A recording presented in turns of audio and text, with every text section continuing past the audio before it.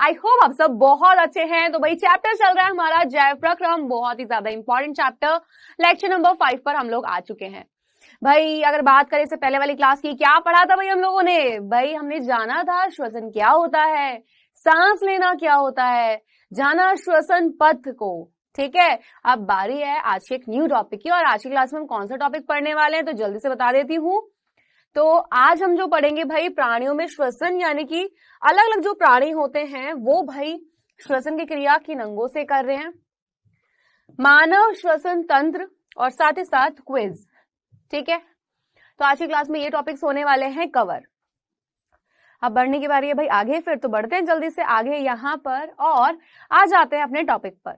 क्या है बच्चा? प्राणियों में श्वसन। अच्छा, श्वसन की क्रिया देखो, कोई एक तरीके का जीव तो है नहीं, ऐसा तो नहीं है कि सारे ही कौन है, इंसान है या फिर सारे ही पौधे। भाई अगर हम बात करें जीवों की, बहुत सारे अलग अलग तरीके के जीव मिलते हैं। तो अलग अलग तरह के जो प्राणी हैं, तो क्या उन सभी में एक अंग काम, जैसे हम लोगों में क्या होते हैं भाई, मनुष्य में फेफड़े होते हैं, है ना। हमारे में श्वसन अंग कौन हुआ? फेफड़े हुए। क्या एक पानी में रहने वाले जीव में फेफड़े होते हैं या नहीं होते हैं?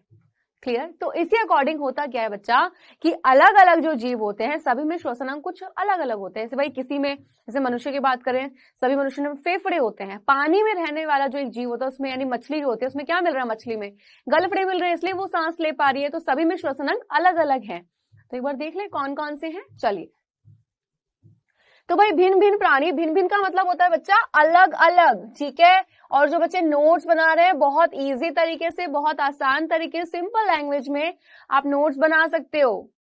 ठीक है, चलो।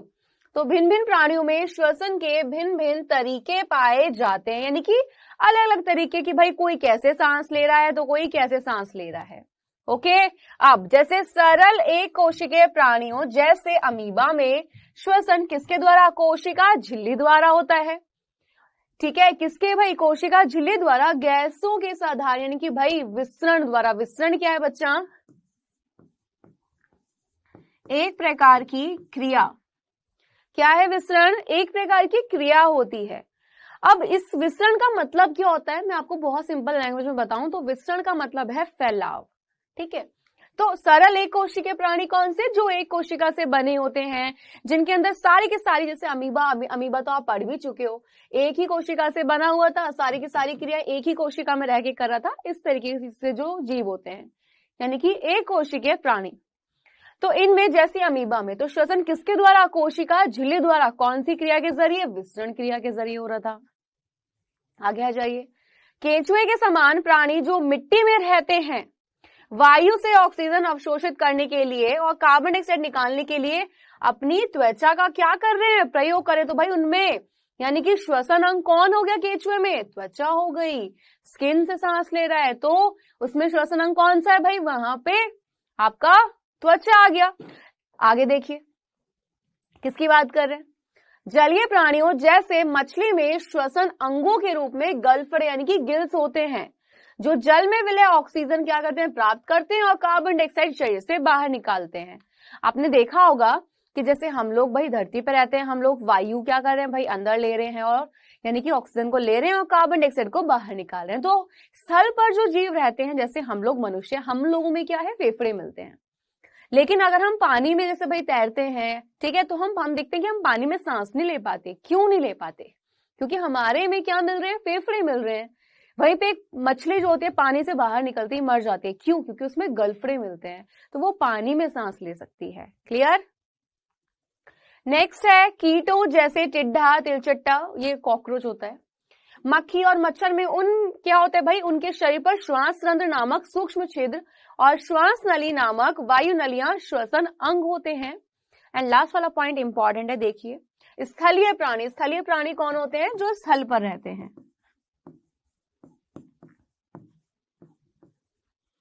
ठीक है, कहां पर? जो स्थल पर रहते हैं।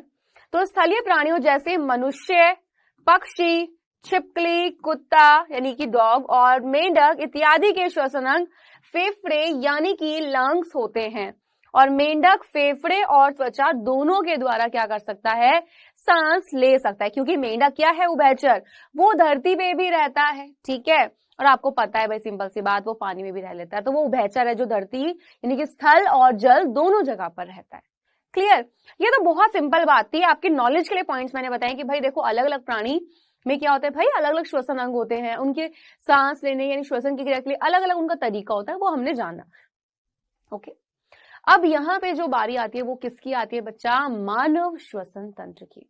अगर मैं आपसे बात कर रही हूँ, आप ये जान चुके हो कि श्वसन होता क्या है, ठीक है, आपको सांस लेना भी पता है। अब जैसे कि है मानव श्वसन तंत्र, यानी मानव मतलब मनुष्य, यहाँ पर है श्वसन तंत्र यानी कि हमारे शरीर का कोई एक अंग काम नहीं कर रहा है ना? कौन भाई? हमारे शरीर के बहुत सारे अंग काम कर रहे हैं, और अब वो अंग किसी यानी कि भाई कोई और अंग होंगे जिन अंगों ने पाचन में मदद किया, वो क्या था भाई? पाचन तंत्र बना दिया। अब कुछ हमारे शरीर के भाई ऐसे अंग हैं जो किसमें? श्वसन की क्रिया में मदद कर रहे हैं, वो सभी अंग मिलकर किसको बना रहे हैं? श्वसन तंत्र, यानी मनुष्य की बात कर रहे हैं तो मानव श्वसन तंत्र। Simple, clear? अब यहाँ पे हमें ये भी तो जानना होगा कि कौन कौन से अंग हैं, तो उनको हम लोग जानेंगे। क्लियर? तो आपका यहाँ पे इस डायग्राम में क्या दिखाया गया भाई? रेस्पिरेटरी सिस्टम भाई पूरा जानेंगे अभी, कैसे नोज से लेके कैसे लंग्स में क्या सब चीज बहुत अच्छे से जानेंगे, है ना? चलो तो आगे बढ़े, एक बार देख लो पॉइंट को। मनुष्य क्या है भाई? स्थलीय जीव है, यानी कि मनुष्य कहाँ पे रह रहा है भाई? स्थल पे रहता है, और उसमें श्वसन अंग कौन से हैं? फेफड़े हैं। तो ये फेफड़े की सहायता से क्या करते हैं? श्वास लेते हैं, यानी कि सांस लेते हैं। मनुष्य में श्वसन अंग फेफड़े हैं, जिनमें रक्त और वायु के बीच क्या होता है? गैसों का आदान प्रदान होता है। मनुष्यों में श्वसन के लिए एक विकसित क्या होता है? श्वसन तंत्र होता है, और श्वसन तंत्र कई भागों में विभक्त यानी कि बटा हुआ तथा अलग अलग विशेष कार्यों के लिए बना होता है। सिंपल। अब ध्यान से देखिए, ये आपका मानव श्वसन तंत्र का चित्र है। वापस बोल रही हूं, डायग्राम की हमें प्रैक्टिस स्टार्टिंग से ही रखनी है। हम बिल्कुल भी क्या नहीं करेंगे, हम बिल्कुल भी, अगर मैं बात करूं कि आप ना ये नहीं करेंगे कि भाई डायग्राम जो है आपने बना लिया नहीं बनाया, तो आपको पूरा बहुत अच्छे से बनाना है। ठीक है?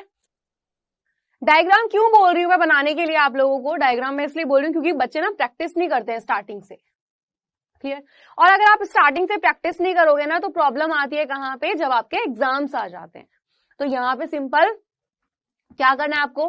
डायग्राम की अच्छे से प्रैक्टिस करनी है। जितने भी नाम यहाँ पर हैं वो आपको बहुत अच्छे से आने चाहिए। ठीक है कि भाई कौन सा पार्ट क्या है। अभी यहाँ पे अगर मैं आपसे बात कर रही हूँ बेटा कि कौन कौन से, भाई मैम ये बताइए इसके मुख्य भाग है कौन कौन से। जैसे हमने पाचन में देखा था कि भाई आहार नली के 6 भाग थे, ये मदद कर रहे थे। तो श्वसन में कौन से हैं? तो चलिए जाने एक बार, मैं सारे नाम एक बार बता देती हूँ। देखो सबसे पहले आपका नाक आता है, आपका मुख हो जाता है, नेक्स्ट आपका ग्रसनी। देखो मैंने कहा था ना, ग्रसनी जो है, ग्रसनी आपका कहाँ पे मदद करेगा? ग्रसनी जो है ये जो है भाई आपका मदद करेगा, भाई पाचन तंत्र में पढ़ा था हमने, इनका वहां भी मैंने कहा था मैं डिटेल में श्वसन में पढ़ाऊंगी, तो अब इसको डिटेल में पढ़ने की बारी आ गई है। नेक्स्ट श्वास नली, आपका श्वसनी तथा श्वसनिकाएं। ओके, एंड लास्ट में आ जाता है फेफड़े। और फेफड़ों में क्या होता है बच्चा? कूपिका होती है। बताऊंगी अभी क्या होती है कूपिका। क्लियर? बहुत अच्छे तरीके से। चलिए तो ये सारे हम लोग पढ़ने वाले हैं। ठीक, सबसे पहले हम स्टार्ट करें किससे? नासिका या नासाद्वार से। तो बच्चों नोज से हम क्या कर रहे हैं भाई? देखो सबसे पहली चीज नोज होती है, ठीक है। नोज से हम क्या कर रहे हैं भाई? यहां से वायु को अंदर ले रहे हैं, यानी कि हम वायु ले रहे हैं। अब सबसे पहले आप यहाँ पे देख रहे हो कि भाई नोज क्या होता है भाई? सबसे पहला पार्ट हमारा बच्चा यही आता है। अभी नोज में क्या होता है भाई? नाक में छिद्र होते हैं, ठीक है, यानी कि 2 होते हैं। जोड़े की बात करें, 1 जोड़ी छिद्र होते हैं। और नासाद्वार भी यही है, ठीक, यानी कि भाई दरवाजा जब हम खोलते हैं, दरवाजे से हम अंदर आ जाते हैं, बाहर भी चले जाते हैं। उसी तरीके से यानी कि वो क्या था भाई ना, हमारा दरवाजा भाई क्या कर रहा था? हम उससे बाहर आ रहे थे और अंदर जा रहे थे। अब नोज में भी क्या होता है बच्चा? नोज में भी यहाँ पे जो ये नासा छिद्र होते हैं, यहां से वायु अंदर जाएगी, यहां से बाहर आएगी, यानी कि नासाद्वार। जब यहां से जाती है प्रवेश तो वो नासिका गुहा से होती है कहां जाती है, नासिका ग्रसनी में जाती है। वो बात अलग है, अभी आगे हम पढ़ेंगे, अभी सिर्फ इतना जानना है। सोचो आप सबसे पहले किस सांस लेते हो, नॉर्मल नाक से सांस लेते हैं, यानी कि नाक हमारा कैसे काम करता है बच्चा, प्राथमिक अंग के रूप में। क्लियर? तो नोज ने कैसा काम किया है, प्राथमिक अंग के रूप में काम किया है हमारा। क्लियर? चलिए भाई यहां पे ये बात हो गई। और नोज से आप सांस जब लेते हो, आपने देखा होगा हमारी नाक में क्या होते हैं भाई, महीन बाल होते हैं। क्या होते हैं बच्चा, महीन बाल। ठीक है, इनका काम क्या होता है बताइए, क्या काम होता है? ये पता है क्या करते हैं, तो जैसे आप वायु को ग्रहण करो, वायु ले रहे हो, तो यहीं पर होता क्या है कि ये जो बाल होते हैं, जितने भी धूल के कण यानी जितनी भी अशुद्धियां होती हैं वो यहीं पर रुक जाती हैं नोज में। ठीक है, तो महीन बाल और जो श्लेष्म होता है वो क्या कर लेते हैं, उन धूल के कणों को वहीं पे रोक देते हैं, जिससे वायु शुद्ध होकर हमारे शरीर में जाती है। क्लियर? तो नाक किससे काम कर रहा है, प्राथमिक अंग के रूप में, और नासा द्वार से कहां पे वायु प्रवेश कर रही है। क्लियर? अब देखिए ध्यान से पॉइंट को, तो यह पहला श्वसन अंग है जो बाहर दिखने वाले एक जोड़ी नासा द्वार से शुरू होता है। क्लियर? और एक बड़ी गुहा के रूप में होती है, जो एक पतली हड्डी व झिल्ली के द्वारा दो भागों में विभक्त होती है। ये बच्चा नोट्स बना सकते हो बहुत आसान तरीके से, मैं वापस बोल रही हूं, आप यहां से नोट्स बना सकते हो। समझा मैं साथ साथ रही हूं, नोट्स के लिए आपके सामने पॉइंट्स है, अब आपको कहीं पे जाने की जरूरत नहीं है कि मैम कहां से नोट्स बनाए, सामने नोट्स हैं। ठीक है, नासिका गुहा का पृष्ठभाग नासाग्रसनी में, अभी एक बार पढ़ लीजिए फिर बताती हूं, में खुलता है। नासिका गुहा में पाए जाने वाले महीन बाल तथा श्लेष्म आपसी सहयोग से श्वास वायु में धूलकण आदि को दूर कर उसे शुद्ध करते हैं। इस शुद्धि के पश्चात ही श्वास वायु फेफड़ों में प्रवेश करती है। मैंने आपको क्या बोला यहाँ पे, मैंने बोला नाक हमारा किसके रूप में कार्य करता है, प्राथमिक अंग के रूप में। यहां से क्या करते हैं भाई, वायु जो होती है वो प्रवेश कर रही है। और ये क्या है, दो भाई अगर हम नोज की बात करते हैं बच्चा, तो नोज में क्या होते हैं भाई, दोनों तरफ छिद्र होते हैं, यानी कि ये क्या है, नासा छिद्र। ठीक है, यहां से जब वायु प्रवेश करी तो वो नासिका गुहा से होती हुई कहां जाएगी, उसके पीछे वाले भाग में नासाग्रसनी में जाती है। अभी बताऊंगी आगे। ठीक है, बिल्कुल क्लियर है अच्छे तरीके से। अब ध्यान से देखिए, यहाँ पे ये पॉइंट हो गया। यहां पर आपका जो नेक्स्ट आता है मुख।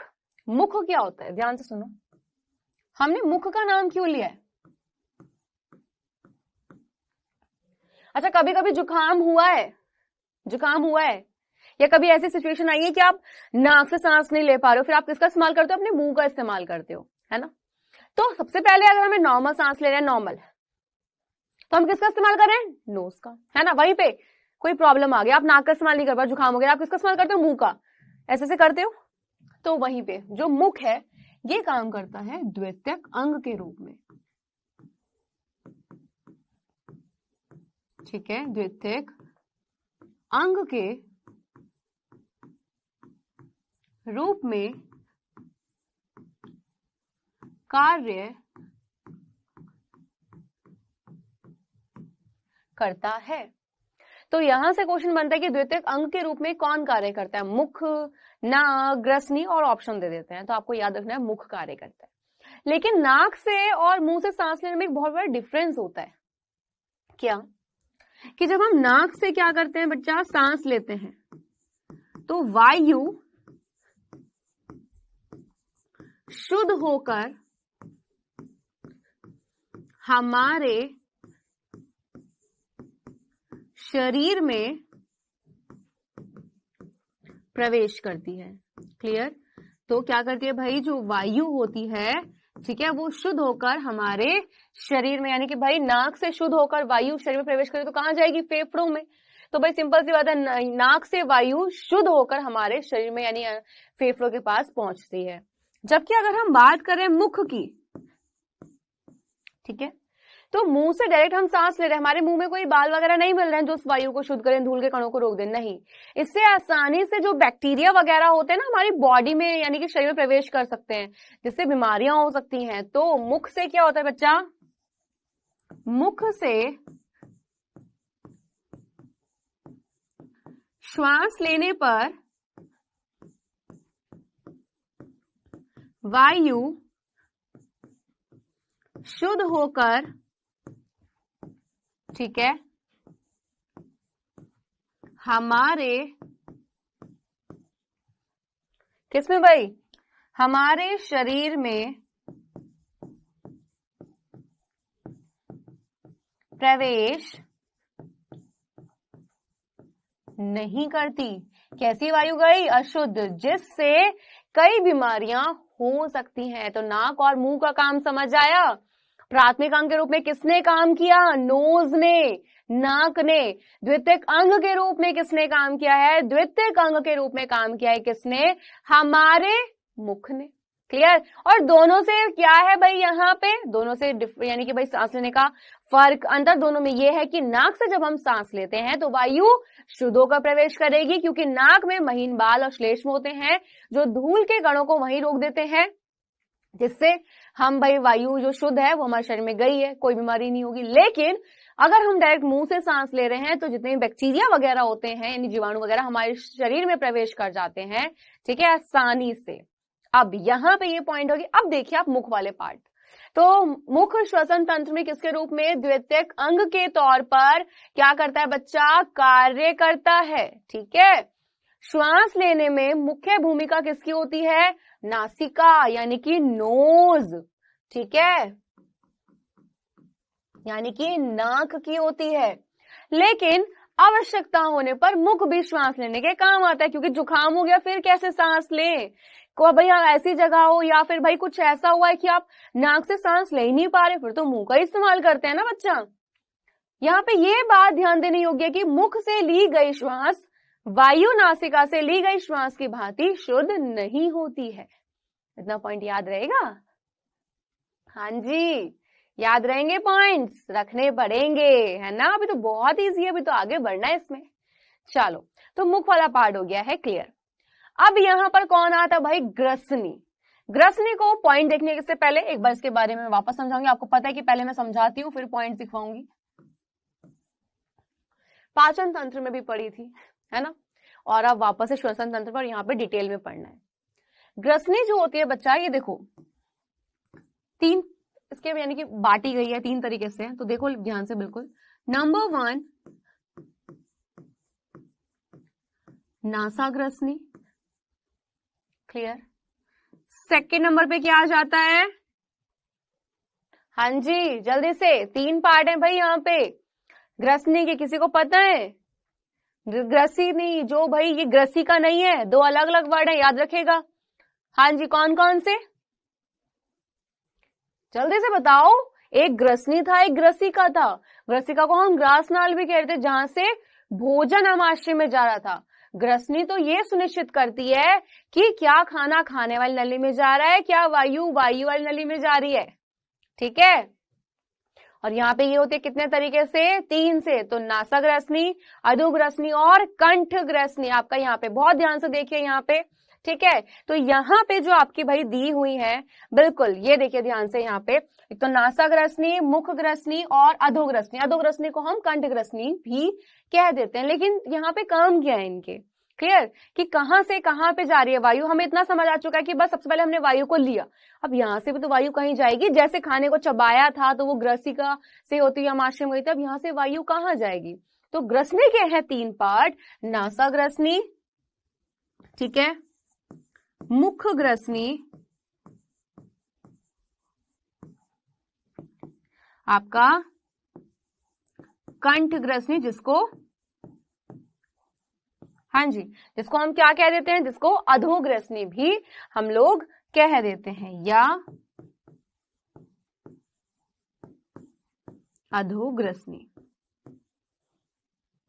चलिए, सबसे पहले मैंने आपको एक चीज बोला था कि जैसे ही हमारी जो नोज होती है, जब हम यहां से वायु को लेते हैं तो वो नासिका गुहा से होती है, कहां जाएगी, उसके पृष्ठभाग में नासाग्रसनी में जाती है। ध्यान सुनो, फिर वायु जब नासाग्रसनी में जाती है तो वो कहां जाएगी, हमारे मुखग्रसनी में प्रवेश करेगी, क्लियर। और कंठग्रसनी क्या होता है हमारे गले में, याद करो कौन कर रहा था स्विच की तरह कार्य, बिल्कुल एपिग्लॉटिस। और वो क्या देख रहा था, वो ये देख रहा था कि क्या खाना खाने वाली नली में जा रहा है और क्या वायु वायु वाली नली में जा रहा है, यानी कि जा रही है या नहीं।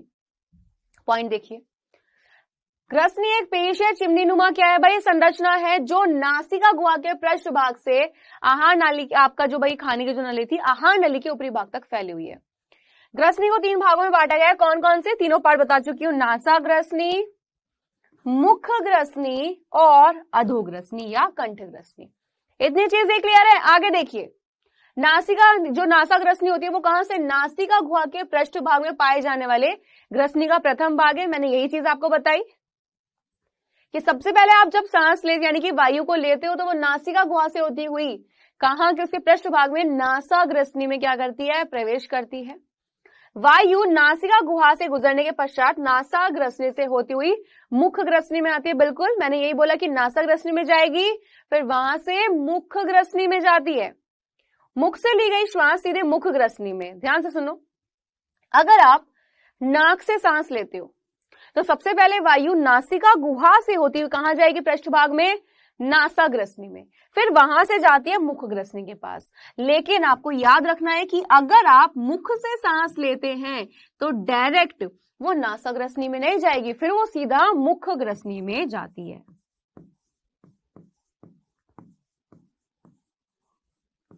क्लियर है, पॉइंट समझ आया।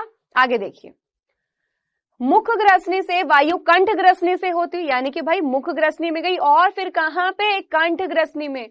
और यहाँ पे कौन होता है, मैंने बोला था जो स्विच की तरह काम करता है, कौन करता है, बिल्कुल एपिग्लॉटिस बेटा। इसको हम बोलते हैं घाटी ढक्कन, क्योंकि इसके घाटी के समान इसकी संरचना होती है, इसलिए हम इसको घाटी ढक्कन कह देते हैं। यानी कि घाटी ढक्कन की सहायता से स्वर यंत्र में प्रविष्ट होती है। और बच्चा यहाँ पे ठीक है, आपको ये पार्ट हो चुके हैं क्लियर कि नासा ग्रसनी, मुख ग्रसनी और कंठ ग्रसनी क्या है। रिवीजन कराऊंगी क्लास के बाद ना, वो पूरा पढ़ाऊंगी। अब ध्यान से देखिए, एपिग्लॉटिस का मैंने आपको पहले भी पढ़ाया था, ठीक है। तो एपिग्लॉटिस जो है ये किसकी तरह काम करता है बच्चा, यानी कि देखो इसकी घाटी के समान इसकी संरचना होती है, तो हम इसको घाटी ढक्कन कह देते हैं, ठीक। और ये हमारा कार्य कर रहा था स्विच की तरह। तो अब क्लियर हो गया ग्रसनी क्या है, कौन से भाग है, ठीक। और ये क्या करता है, सुनिश्चित करता है कि खाना खाने वाली नली में जाए, वायु वायु वाली में। सिंपल पॉइंट देख लीजिए, घाटी ढक्कन एक पल्ले नुमा लोचदार उपास्थि संरचना है बच्चों, उपास्थि, ठीक है। देखो 2 वर्ड होते हैं, एक वर्ड होता है हड्डी, एक वर्ड होता है उपास्थि। क्लियर, हड्डी जो होती है वो बहुत ज्यादा मजबूत होती है। क्या होती है, हड्डी बहुत ज्यादा मजबूत, जैसे हमारे हाथ की हड्डी, नोज का ये पीछे वाला हिस्सा मजबूत है। लेकिन उपास्थि क्या होती है बच्चों, उपास्थि ना बहुत लचीली संरचना होती है। जैसे नोज का आगे वाला हिस्सा देखो उपास्थि है, कान बेटा यहाँ से अपना ऐसे देखो इस तरीके से पकड़ के लचीला है, ठीक है, उपास्थि है, ठीक। तो हड्डी मजबूत होती है, उपास्थि लचीली होती है। बता दिया कहाँ पे, तो हमारी नोज के आगे वाले हिस्से में, कान के ये ऊपर वाले हिस्से में क्या मिल रही है, उपास्थि मिल रही है। और वहीं पे देखो नोज का पीछे वाला हिस्सा कितना मजबूत है ना, हाथ हड्डी मजबूत, तो ये हड्डी है।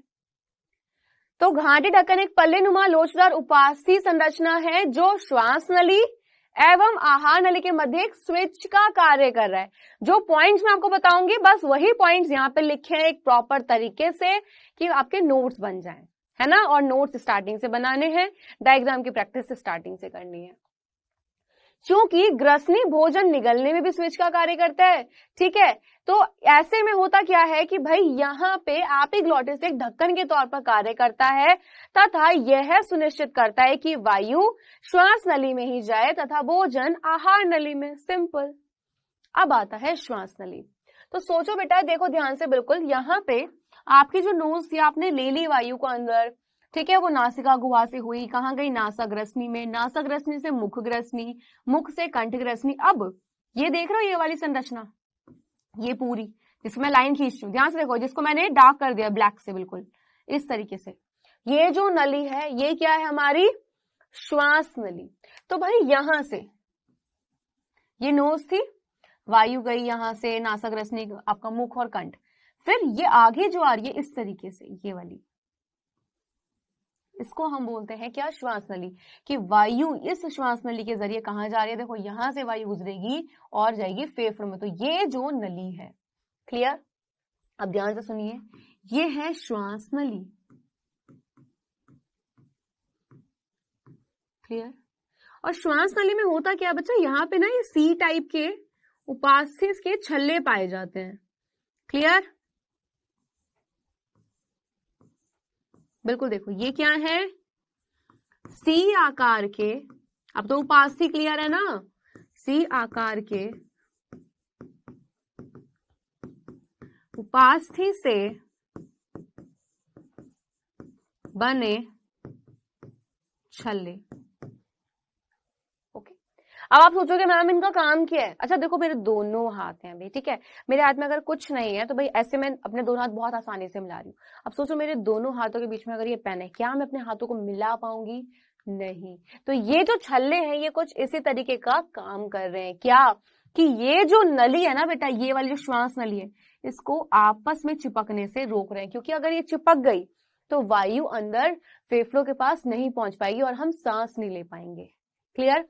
तो ये छल्ले क्या कर रहे हैं, सी आकार के छल्ले, ये जो छल्ले हैं ये क्या देख रहे हैं भाई, ये चीज देख रहे हैं कि ये जो नली है आपस में चिपके नहीं। क्लियर? और किसके बने होते हैं, उपास्थि के सी आकार के ये छल्ले होते हैं। आ जाइए पॉइंट पर।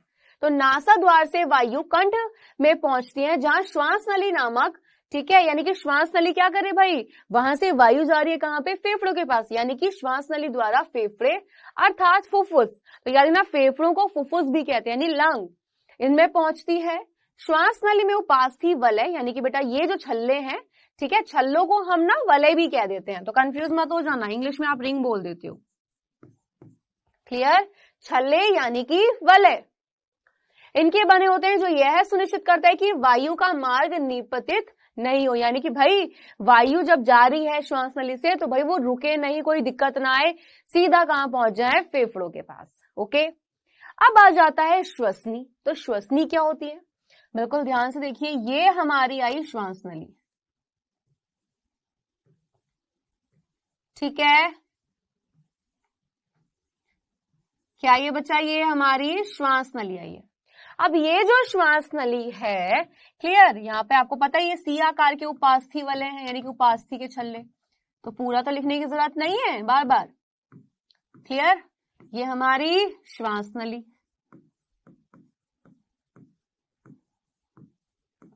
अब आप डायग्राम को अगर यहाँ पे देखोगे तो देखो, बिल्कुल, अब इसको ना एक बार मैं हटा देती हूँ इधर वाले पार्ट को, ये देखो इस तरीके से, अभी क्लियर दिख रहा है?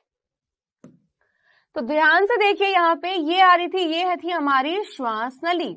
अब आप देख रहे हो कि ये यहां जाके ऐसे बढ़ जाती है, एक इधर और एक इधर, यही श्वसनी है। तो ये तो हमारी श्वास नली, लेकिन जब ये एक फेफड़े में ये गई और इधर से ये ऐसे बट गई, तब हम इसको बोलते हैं क्या, तब हम इसको बोलते हैं बच्चा श्वसनी।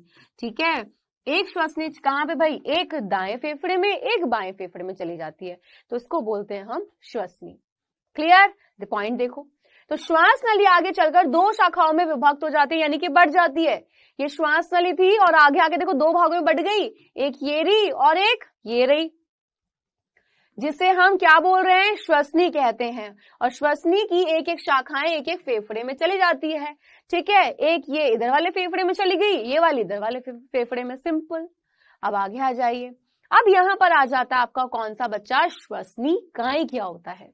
तो बहुत ध्यान से देखो, ये वाला पार्ट क्या था बच्चा, श्वास नली। क्लियर?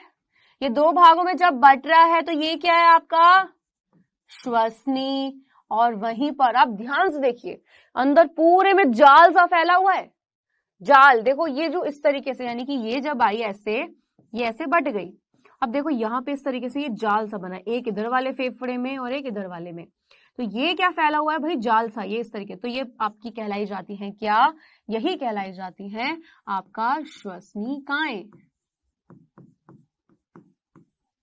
क्लियर है? क्या कहलाई जाती है बच्चा? यही कहलाई जाती है श्वसनिकाएं। और ये पूरा देखो जाल की तरह जो फैली पड़ी है, तो सबसे पहले ये प्राथमिक, द्वितीयक, इस तरीके से आगे आगे पूरा फैलती चली जाती है। क्लियर? अब यहीं पर पॉइंट, श्वसनी आगे जाकर पुनः कई शाखाओं में विभक्त हो रही है, बट रही है। ध्यान से देखो, ये थी श्वास नली, जब दो भागों में बटी श्वसनी, और आगे देखो कितने सारे जाल सब बन गए, तब ये कहलाई जाती है श्वसनिकाएं। इस छोटी छोटी शाखाओं को हम क्या बोल देते हैं बच्चा? श्वसनिकाएं हम इनको कह देते हैं। सिंपल। क्लियर? आगे आ जाइए, डायग्राम आ चुका है। अब यहां पे ध्यान से देखो, यहां से ये क्या है? नासा मार्ग, नासा छिद्र, एपिग्लॉटिस, श्वास नली, श्वसनी। क्या एक भी नाम आपको लग रहा है ऐसे कि आपको नहीं पता है? सारे पता लग चुके हैं, है ना। अब बारी किसकी आएगी बेटा? यहाँ पे फेफड़ों की। ये कूपिकाएं, श्वसनिकाएं आपको क्लियर है। अब ध्यान से सुनो, यहाँ पे सबसे पहले इसी में सुन लो, श्वसनिकाएं क्या है भाई? यहाँ पे आपका इस तरीके से ये श्वास नली आई थी और ये ऐसे दो भागों में यहाँ पे बट रही थी। ठीक है, मैंने बोला यहाँ से इस तरीके से जाल सी जैसी रचनाएं निकल रही हैं, ये वाली, ये है श्वसनिकाएं। क्या है बच्चा? ये श्वसनिकाएं। ध्यान से सुनो बिल्कुल। और ये यहाँ पे जाके ना आखिरी सिरे में बेटा ये इस तरीके से गोल हो जाती हैं। ये देखो यहाँ से गुब्बारे जैसी रचना बना रही है ये जो गुब्बारे जैसी रचना जो बन रही है इस श्वसनिकाओं के आखिरी सिरे पर, ये हमारी कहलाई जाती है कूपिका। कैसी संरचना होती है? गुब्बारे के जैसी रचना। तो नेक्स्ट आ जाता है कूपिका। ये देखो बिल्कुल ध्यान से देखो स्ट्रक्चर को। ठीक है, तो ये थी श्वसनी जो जाल की तरह पूरी फैली हुई थी। ये था फेफड़े भाई, यहाँ से ये श्वास नली जो थी, ये आपकी श्वसनी, इस तरीके से ये जो बनी हुई है, तो ये आखिर में जाके ना इस तरीके से यहाँ पे गुब्बार जैसी संरचना ले लेती है और ये संरचना कुछ ऐसी दिखती है। क्लियर? कूपिका का काम क्या होता है बच्चा? ये इसका काम होता है गैसों का विनिमय। इसमें गैसों के विनिमय में कार्य करती है। अब आप बोलोगे मैम विनिमय क्या होता है ना? तो विनिमय का मतलब होता है आदान प्रदान। क्लियर? यानी कि हम जो O2 को ले रहे हैं और कार्बन डाइऑक्साइड को जो बाहर निकाल रहे हैं, तो ये जो गैसों का आदान प्रदान हो रहा है उसमें कूपिका मदद करती है। और कूपिका स्थित कहाँ होती है बेटा? कूपिका स्थित होती है फेफड़ों में। क्लियर? कहाँ पे स्थित होती है कूपिका? फेफड़ों में स्थित होती है। क्लियर इतना पॉइंट? चलिए अब आ जाइए, श्वसनिकाएं फेफड़ों के अंदर पहुंचकर अंत में गुब्बारे जैसी रचना बनाती हैं। ये रचना कूपिका कहलाती है। ध्यान से देखिए एक बार, इस डायग्राम को देख लीजिए। ये सारा पार्ट क्लियर है। ये अंदर देख रहे हो पूरा जाल है, कहां पे भाई? फेफड़ों में। और देखो जहां पे ये सर्कल किया हुआ है, ये वाला पार्ट देखो सर्कल करके, वो ये बता रहे हैं कि श्वसनिका का आखिरी सिरे पे गुब्बारे सी पूरी संरचना, उसको हम कूपिका कह रहे हैं। और रियल में कुछ इस तरीके से दिखती है ये, है ना। और ये क्या करती है? मैंने बोला भाई इनका काम क्या है? गैसों के विनिमय का, यानी कि गैसों के आदान प्रदान का काम है। अब देखिए, कूपिकाएं नासा द्वार से आने वाली वायु को एक सतह उपलब्ध कराती हैं जिससे गैसों का विनिमय हो सकता है। कूपिकाओं की भित्ति में रुधिर वाहिकाओं का विस्तरण, यानी कि रुधिर वाहिका जो उनका पूरा जाल फैला होता है। अब लोग मैम यहाँ पे रुधिर का क्या काम है? और वो तब क्लियर होगा जब हृदय वाला पार्ट आएगा, तो तब तक के लिए वेट करो। नेक्स्ट, जब हम श्वास लेते हैं तो हमारी पसलियां ऊपर की ओर उठती हैं। करो एक्सपेरिमेंट करो, सांस लो, पसलियां ऊपर की ओर उठी, लेकर देखो जल्दी से, करो, वायु को लो, करो, उठी पसलियां ऊपर की ओर, बिल्कुल। और जब आप क्या कर रहे हो? सांस को, यानी कार्बन डाइऑक्साइड बाहर निकालो, सांस लो पहले, हुआ। और जब वहीं पे जब आप क्या कर रहे हैं भाई? जैसे पहले तो आपने ऑक्सीजन को लिया और फिर कार्बन डाइऑक्साइड को बाहर भी निकाला, ठीक है। तो जब हम श्वास लेते हैं तो हमारी पसलियां ऊपर की ओर उठती हैं, हमारा डायफ्राम क्या हो जाता है बच्चा? वहां पर, हाँ जी, क्या हो रहा है भाई यहाँ पे? बहुत बिल्कुल, संरचनाओं को देखो भाई, यहाँ पे होता क्या है? सिंपल सा, ध्यान से देखो इस वाले को, इस तरीके से। क्लियर? ये पॉइंट जो है देखो, यहाँ पे होता क्या है कि जब हम O2 और CO2, ये दो गैसें होती हैं। क्लियर? O2 और CO2, इसको हम ग्रहण करते हैं,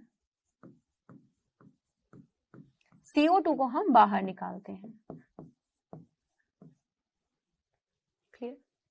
हुआ क्या कि जैसे ही भाई हमने किसको, जैसे ही हमने O2 को अंदर लिया, क्लियर? क्या लिया? ध्यान से देखो, यहाँ पे क्या हो रही है, जब ये नीचे की तरफ आए ना वॉल, समझ जाना। देखो ये नीचे की तरफ आ रही है, आई यानी हमने क्या लिया? ऑक्सीजन को लिया। क्लियर? तो यहां पर ध्यान से देखिए, यानी कि जब हम श्वास लेते हैं, ठीक है, तो पसलियां ऊपर उठती हैं, उस समय डायफ्राम चपटा हो जाता है। यानी कि जैसे ही आपने, ये डायफ्राम होता क्या है? ये है बच्चा श्वसन मांसपेशी। क्लियर? क्या है? श्वसन मांसपेशी। तो जब आप देखो ध्यान से, जब आप वायु को अंदर ले रहे हो, ये प्लेन हो गया इस तरीके से, जैसे ही O2 अंदर है, ये कैसा हो गया? इस शेप में हो गया। लेकिन जैसे ही आपको क्या करना है? कार्बन डाइऑक्साइड को बाहर निकालना। देखो अब यहां से कार्बन डाइऑक्साइड क्या निकलेगी? बाहर निकल रही है, तो ये ऊपर आ रहा है। यानी कि जब आप कार्बन डाइऑक्साइड को बाहर निकाल दो कैसे, ठीक है, तो ये कैसा हो जाता है? तब ये इस वाली शेप में हो जाता है। तो O2 को अंदर जब आप ले रहे हो तो ये चपटा हो गया, जब बाहर निकाल रहे हो तो ये कैसा हो गया भाई? इस तरीके गुम्बद की शेप में। तो ये डायफ्राम कभी ऐसा होता रहेगा, कभी चपटा, इस तरीके से इसकी शेप बदलती रहती है। क्लियर? दो ही शेप होंगी, और वो भी भाई यहाँ पे ऑक्सीजन और कार्बन डाइऑक्साइड पर डिपेंड कर रहा है। इतना पॉइंट क्लियर? अब आगे देखो, रुधिर शेष शरीर से कार्बन डाइऑक्साइड कूपिकाओं में छोड़ने के लिए लाता है। ठीक है, कूपिकाएं रुधिर वाहिका का रुधिर वायु से ऑक्सीजन लेकर शरीर की सभी कोशिकाओं में पहुंचाता है। अब एक बार इसको पूरा पढ़ लो, फिर मैं समझाने वाली हूँ। क्योंकि श्वास चक्र के समय जब वायु अंदर और बाहर होती है तो फेफड़े सदैव वायु का अवशिष्ट आयतन रखते हैं, जिससे ऑक्सीजन के अवशोषण तथा कार्बन डाइऑक्साइड के मोचन के लिए पर्याप्त समय मिल सके। इस तरह श्वसन चक्र श्वसन तंत्र की मदद से पूरा होता है, और यह प्रक्रिया निरंतर यानी कि जीवन पर्यंत चलती रहती है। अब समझो ध्यान से, यहाँ पे आप देख रहे हो बार बार ब्लड का नाम आ रहा है। आप ये सोचेंगे मैम श्वसन में ब्लड का क्या काम है? तो मैंने क्या बोला बच्चा, जब मैं हृदय पढ़ाऊंगी, ये जो कहानी यहाँ पे उलझाई है ना, ब्लड का क्या काम है, तो वो आपकी क्लियर होगी कहाँ पे? हृदय में। क्योंकि जब हम हृदय पढ़ेंगे, वहां पे ब्लड के बारे में पढ़ेंगे, तब आपको पूरा पॉइंट क्लियर होगा। एंड इससे पहले में मैंने आपको ये चीज बताई थी कि आरबीसी होता क्या है। देखो रुधिर, मैंने बोला रुधिर कितने चीजों से मिलकर बना है? 4। ठीक है, 4 चीजों में से एक का नाम बता देती हूँ, वो है आरबीसी, यानी कि लाल रुधिर कोशिकाएं। ठीक है, क्या है? लाल रुधिर कोशिकाएं हैं। अब यहीं पर क्या हो जाता है बच्चा? लाल रुधिर जो कोशिकाएं होती हैं, इसमें मैंने बताया था क्या मिलता है? वर्णक।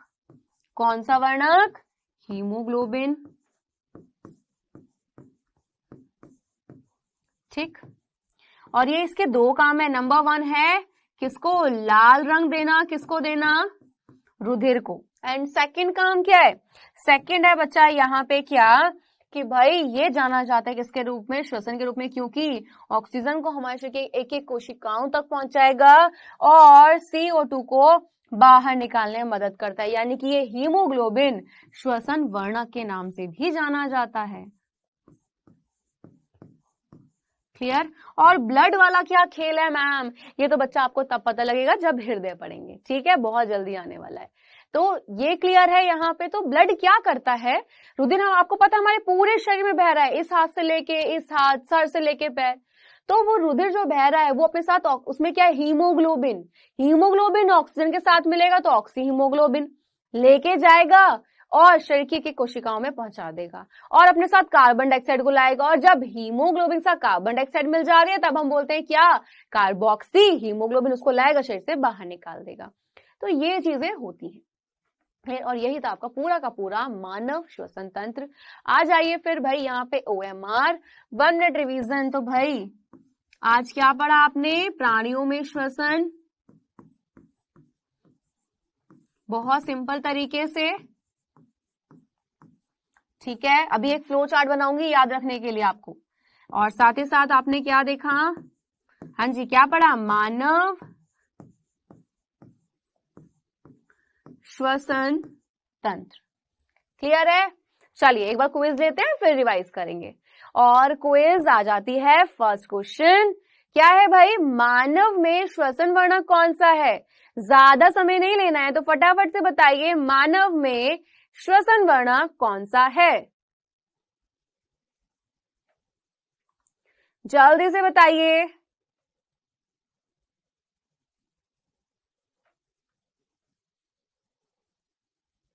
जल्दी जल्दी जल्दी।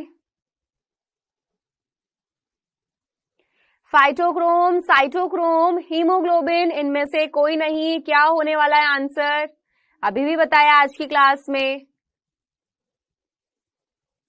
चलिए नेक्स्ट क्वेश्चन, फुफ्फुस में रुधिर से कौन सी गैस अलग होती है? फटाफट से। हाँ जी, O2, CO2, SO लिखा हुआ है, NH3, कौन सी है भाई? क्या होता है? कौन सा सही है ऑप्शन? आपको ये बताना है भाई। इन्होंने 4 ऑप्शन दे दिया, हमें सही वाला चूज करना है।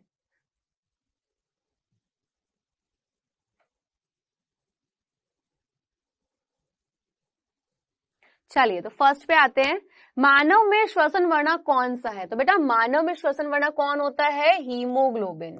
ये मैं बता चुकी हूं, यानी कि आपका आंसर क्या हो जाता है? Option number C. तो जितने बच्चों ने ऑप्शन नंबर सी बोला है बहुत सही। नेक्स्ट है फुफ्फुस, यानी कि फेफड़ों में रुधिर से कौन सा या कौन सी गैस अलग हो रही है? तो बेटा वहां पे बिल्कुल कार्बन डाइऑक्साइड ही अलग होगी, क्योंकि उसको शरीर से बाहर निकालना है ना। ऑक्सीजन तो हमारे शरीर के लिए जरूरी है, और बाकी तो बिल्कुल ही गलत है, उनका तो कोई मतलब ही नहीं है। कंफ्यूज कहाँ हुए होंगे? O2 और CO2 में। O2 तो चाहिए, तो CO2 अलग होते हैं क्योंकि उसे शरीर से बाहर निकालना होता है। तो आंसर क्या हो जाता है? Option number B. Clear?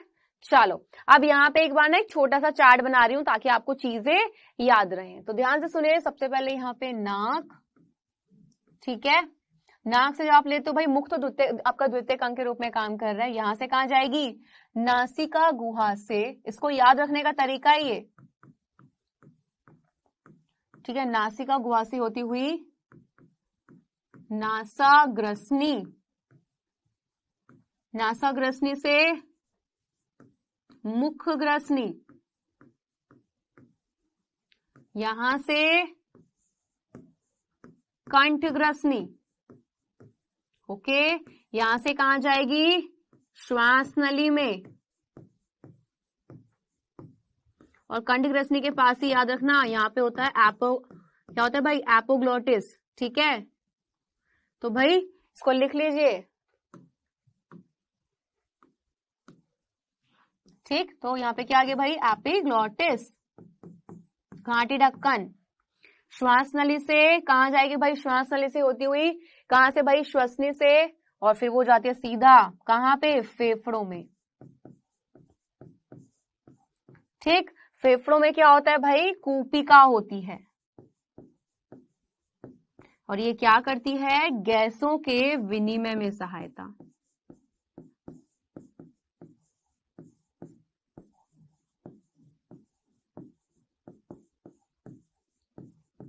Clear?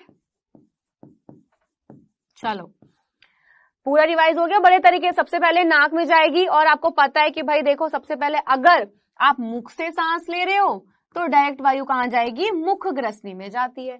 नाक से ले रहे हो, पहले नासिका गुहा, नासाग्रसनी, मुखग्रसनी, फिर कंठग्रसनी, श्वास नली, फिर आगे श्वास नली 2 भागों में बढ़ती है, यानी कि श्वसनी में, और श्वसनी से क्या होती है? बहुत सारी वहां पे श्वसनिकाएं जाल के रूप में। क्लियर? और वहां पे क्या होता है बच्चा? वहां पे फेफड़ों में कूपिका होती है। क्लियर? और कूपिका क्या कर रही है? गैसों के विनिमय में सहायता। सिंपल। देखो मैंने आपको पूरा रिवाइज भी करा दिया और एक शॉर्ट चार्ट भी दिया जिससे आपको याद रहे। तो मैंने पहले ही बोला आपको बच्चा, क्लास में देखो आपको टॉपिक भी पूरा अच्छे से समझना है, कि पहले मैं आपको टॉपिक समझाऊंगी कह क्या रहा है, आपको साथ ही साथ नोट्स भी मैं आपको बता रही हूँ कैसे बनाने हैं, क्या पॉइंट्स वहां पे होने चाहिए, कि मैंने समझा तो दिया। अब बच्चों को प्रॉब्लम आती है मैम लाइन कैसे लिखनी है, तो वो भी क्लास में दूर हो रही है, और साथ ही साथ आपको बिल्कुल एक आसान तरीका भी मैं आपको बता रही हूँ कि याद कैसे रखना है। ठीक है, तो हमारी क्लास में किसी चीज की कमी नहीं होगी। ओके चलो, OMR 1 मिनट रिवीजन हो चुका है और क्विज भी हो गई है। पहला क्वेश्चन था मानव में श्वसन वर्ण कौन सा है, आंसर हीमोग्लोबिन, और कौन सी गैस अलग होती है, कार्बन डाइऑक्साइड। अब बारी है नेक्स्ट क्लास में क्या पढ़ने वाले हैं। तो बच्चों नेक्स्ट क्लास